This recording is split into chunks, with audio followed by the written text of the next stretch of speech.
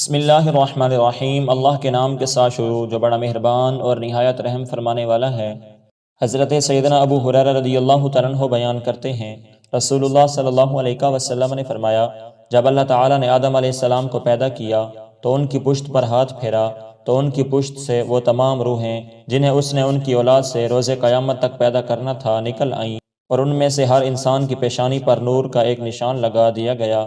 پھر انہیں آدم علیہ السلام پر پیش کیا تو انہوں نے عرض کیا، میرے پروردگار یہ کون ہیں؟ فرمایا، تمہاری اولاد۔ پس انہوں نے ان میں ایک شخص کو دیکھا تو اس کی پیشانی کا نشان انہیں بہت اچھا لگا تو انہوں نے عرض کیا، میرے پروردگار یہ کون ہے؟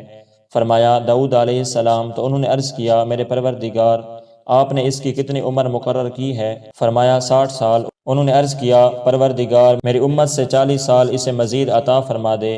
رسول اللہ صلی اللہ علیہ وسلم نے فرمایا، جب آدم علیہ السلام کی عمر کے 40 برس باقی رہ گئے تو ملک الموت ان کے پاس آیا تو آدم علیہ السلام نے فرمایا، کیا میری عمر کے 40 سال باقی نہیں رہتے؟ اس نے جواب دیا، کیا آپ نے وہ اپنے بیٹے داؤد علیہ السلام کو نہیں دیے تھے؟ آدم علیہ السلام نے انکار کر دیا۔ اسی طرح اس کی اولاد نے بھی انکار کیا۔ آدم علیہ السلام بھول گئے اور اس درخت سے کچھ کھا لیا تو اب اس کی اولاد بھی بھول جاتی ہے، اور آدم علیہ السلام نے خطا کی اور اس کی اولاد بھی خطا کار ہے۔ حضرت ابو دردہ رضی اللہ تعالیٰ عنہ نبی علیہ السلام سے روایت کرتے ہیں، آپ صلی اللہ علیہ وسلم نے فرمایا، اللہ تعالیٰ نے آدم علیہ السلام کو پیدا فرمایا۔